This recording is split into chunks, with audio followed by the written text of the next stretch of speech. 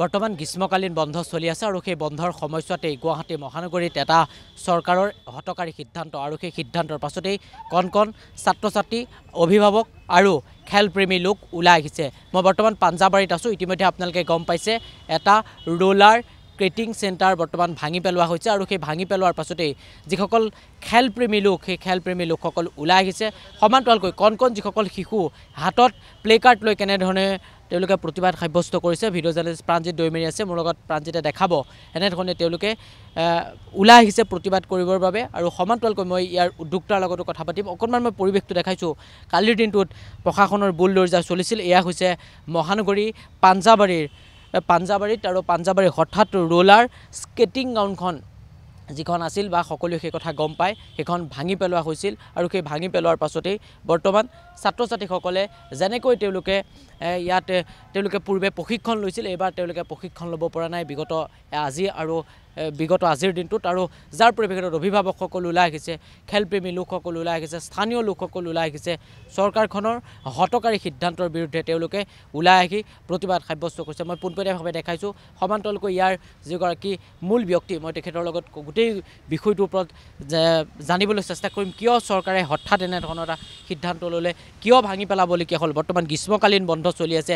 গ্ৰীষ্মকালীন বন্ধৰ সময়ছোৱাত আপোনালোকে দেখিছে যে এইসকল কণ কণ ছাত্ৰ ছাত্ৰীয়ে তেওঁলোকে প্ৰশিক্ষণ লৈ আছে।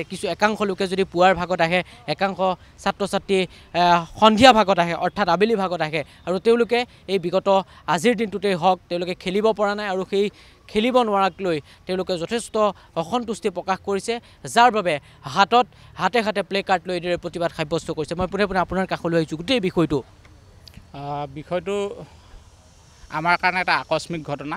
এই বিষয়ে যিটো কালি ঘটনা ঘটি গ'ল, সেই বিষয়ে আমাক আগতীয়াকৈ প্ৰশাসনৰ ফালৰ পৰাই হওক বা আমি যাৰ লগত চুক্তিবদ্ধ হৈ স্কেটিং গ্ৰাউণ্ডখন চলাই আছিলোঁ, তেওঁলোকৰ ফালৰ পৰা আমাক বিশেষ একো জনোৱা হোৱা নাছিল। আমি 2019 চনৰ মে' মাহৰ পৰা এইখন স্কেটিং গ্ৰাউণ্ড বনাইছিলোঁ। এইখন সম্পূৰ্ণ আমাৰ নিজাববীয়া অভিভাৱকসকলৰ দান বৰঙণিৰে বনোৱা এখন স্কেটিং গ্ৰাউণ্ড আছিলে। ইয়াৰ পৰা যথেষ্ট সংখ্যক ৰাষ্ট্ৰীয় পৰ্যায়ৰ খেলুৱৈ জন্ম হৈছে। আমি ইয়াত ৰাতিপুৱা আৰু গধূলিত মুঠ 3টা বেষ্টত ইয়াত প্ৰেক্টিছ কৰি থকা হয়। কালি আমি ৰাতিপুৱা ইয়াত প্ৰেক্টিছ কৰি গৈছোঁ।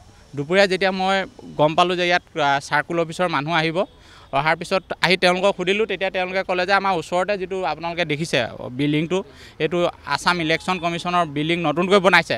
আৰু যেতিয়া বিল্ডিংটো বনাইছিলে, ইণ্টাৰেষ্টিং কথাটো কি, এই বিল্ডিংটো যেতিয়া বনাইছিলে মাটি জুখিবলৈ আহোঁতে মণ্ডলৰ লগত মই জুখি দিছিলোঁ। তেওঁলোকে কৈছিলে যে আপোনালোকৰ গ্ৰাউণ্ডখনত একো খুঁত নপৰাকৈ, তেওঁলোকৰ কমিশ্যনৰ মানুহ আছিলে, আমি জেগাখিনি লৈছোঁ, আপোনালোকৰ গ্ৰাউণ্ডখন বাচি যাব, কোনো চিন্তা কৰিব নালাগে। 2020 চনৰ সম্ভৱ জুন মাহত দুপৰীয়া আছিলে, মোৰ এতিয়াও মনত আছে। তাৰপিছতো তেওঁলোকে কৈছে বোলে তেওঁলোকক আধা বিঘা মাটি চৰকাৰে কমকৈ দিলে। কমকৈ দিয়াৰ পিছত আমি ক'লোঁ যে কাষত আমাৰ প্ৰায় 10 মিটাৰমান জেগা খালী আছিলে। সেই 10 মিটাৰ আৰু পাছফালে যিহেতু খালী আছে, এইখিনি বচাই লওক, আমাৰ গ্ৰাউণ্ডখন বচাই দিয়ক।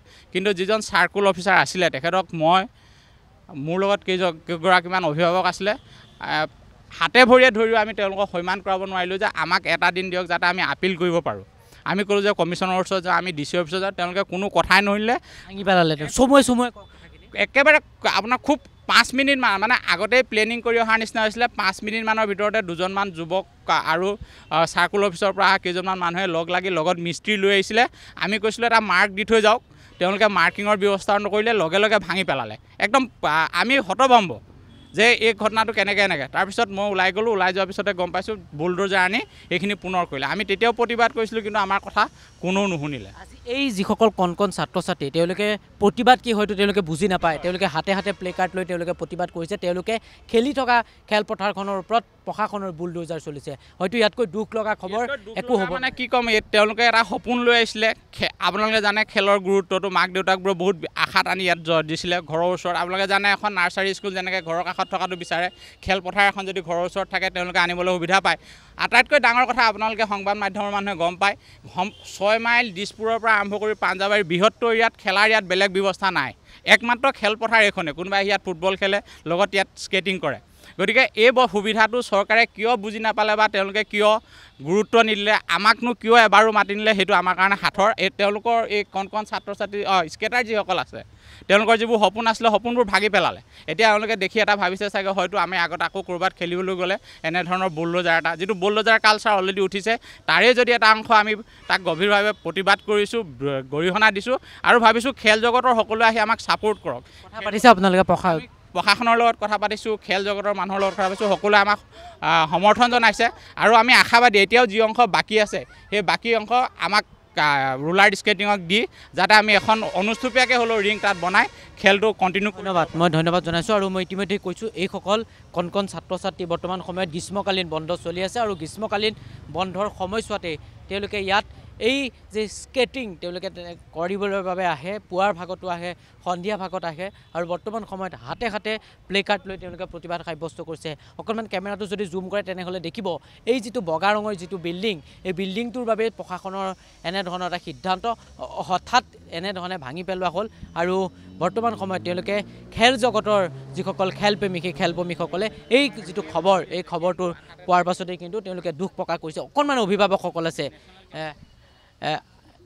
যিটো সিদ্ধান্ত গ্ৰহণ কৰা হ'ল আপোনালোকে মানি ল'ব পৰা নাই? সিদ্ধান্ত আমি মানি ল'ব পৰা নাই, কাৰণ এইখিনি কণ ল'ৰা ছোৱালী ন, এইখিনিতো তেওঁলোকে কি খেলটো কিমান ভাল। এতিয়া চাওক, খেল মহাৰণ, আমাৰ ফিট ইণ্ডিয়া এইবোৰ আমাৰ চলি আছে, এতিয়া চৰকাৰে ইমান ভাল পদক্ষেপ লৈছে। সেই সময়ত যদি এনেকুৱা এটা কণ ল'ৰা ছোৱালীৰ লগত হয়, সাউথ এছিয়ান গেমছত ব্ৰঞ্জ মেডেলিষ্ট আমাৰ ছাৰ ইয়াতে আহি পেলাই প্ৰশিক্ষণ দি আছে, এসপ্তাহৰ প্ৰশিক্ষণ। কালি 5th ডে, আমাৰ পৰহি 5th ডে আছিলে, যোৱাকালি। এতিয়া 2 দিন মাত্ৰ আছিলে, তেওঁলোকে 2 দিনটো ৰ'ব লাগিছিলে। তেখেতে কি ইম্প্ৰেশ্যন লৈ যাব অসমৰ? মোক সেই প্ৰশ্নটোৰ উত্তৰ লাগে। মানে গ্ৰীষ্মকালীন বন্ধ, ৰাতিপুৱা আহি খেলি গৈছে, দিনত আহি দেখিছে তেওঁলোকে এই পথাৰখন নাই, পথাৰখন ভগা। সেই বস্তুটো কণ ল'ৰা ছোৱালীয়ে কান্দিছে, আমাৰ ল'ৰা ছোৱালীয়ে কান্দিছে, গৈ পেলাই সেৱা কৰিছে। এইবোৰ আমি চাই থাকিব নোৱাৰোঁ আচলতে। এতিয়া খেলটো কি বেয়া বস্তু নেকি?